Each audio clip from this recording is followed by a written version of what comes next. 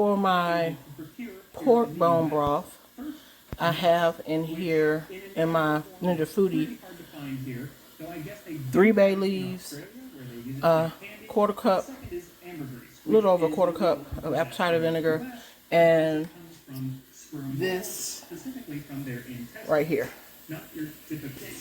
These are my aromatics. You see I have celery, carrots, onions, and apples. I figured since it was pork, you know, apples usually go with pork.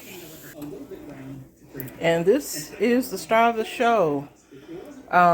Pork bones and pork snout. That is, boy, that's something. I think I'm gonna put it back in the oven to roast, just to kind of get some of that roasty goodness. And I forgot that I added garlic as well. This is the pork bone broth before straining. This is after I have taken all of this stuff out. So this is what I have left. That's the small particles. I'm gonna use a small strainer through, but I just used a slotted spoon to get all this big stuff out. I'm gonna make sure I get as much juice out of here as I can. And this is it after being strained. Yes, that is a lot of fat, but again, I was using pork snout. So I'm gonna let this cool, and once it cools, the fat is gonna separate from the actual broth.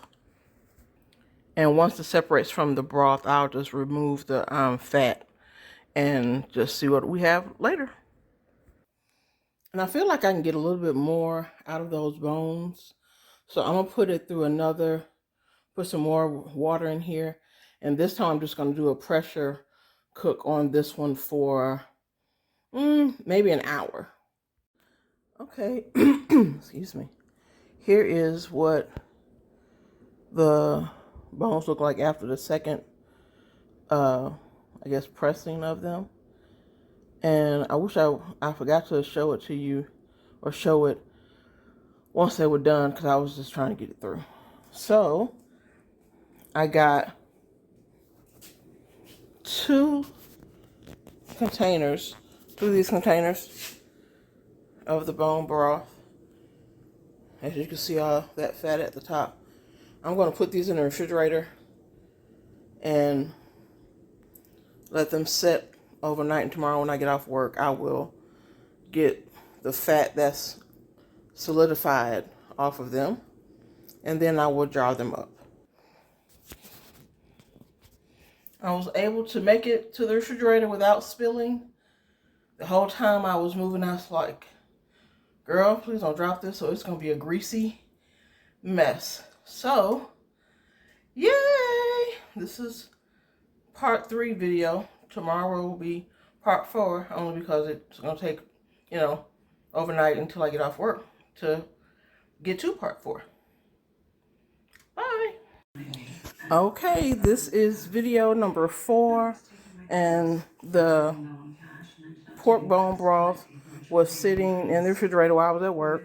So this is the layer of fat that was on top of it. I'm going to skim that off and show you what's under it. So I'm a little disappointed. It's not gelatinous. It's still more liquid. But I'm still going to use it. And I'm going to go ahead and jar it up. I have 2 of these, so I'm still going to jar all of them up. Or both of them up. So I had 3 of these and 1 of these. What I'm going to do is I'm going to put them in the refrigerator to see if they'll congeal some more, so it can be kind of like Jell-O-like.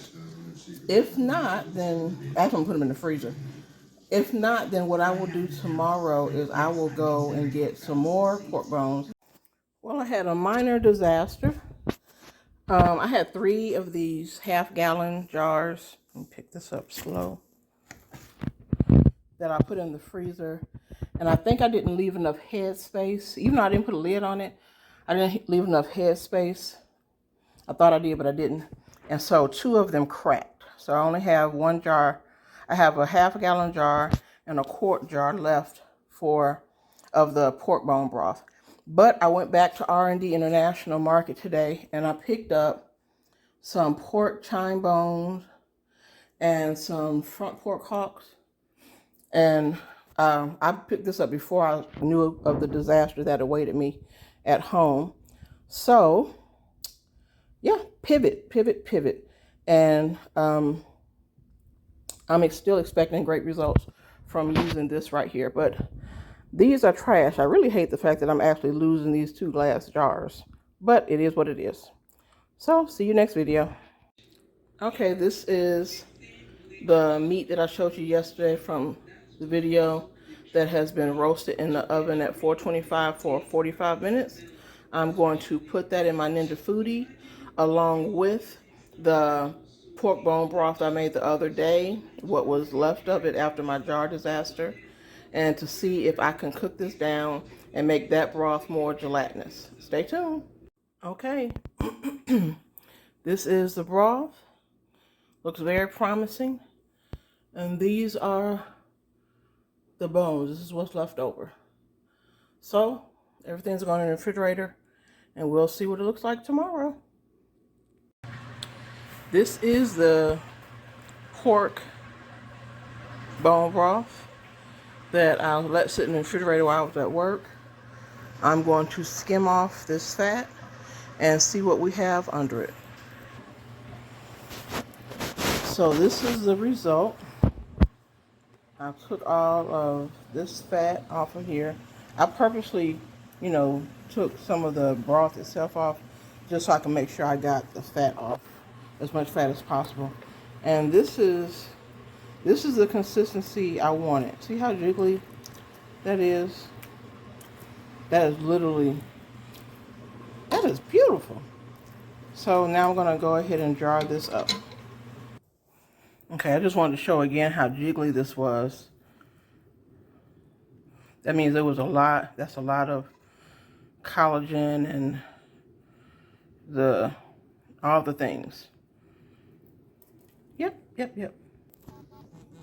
So I got 2 jars of pork bone broth. I didn't fill them all the way to the top because I didn't want to have no problems. Anyway, 2 quart jars of pork bone broth. And that concludes my journey in making pork bone broth. Hope you enjoyed.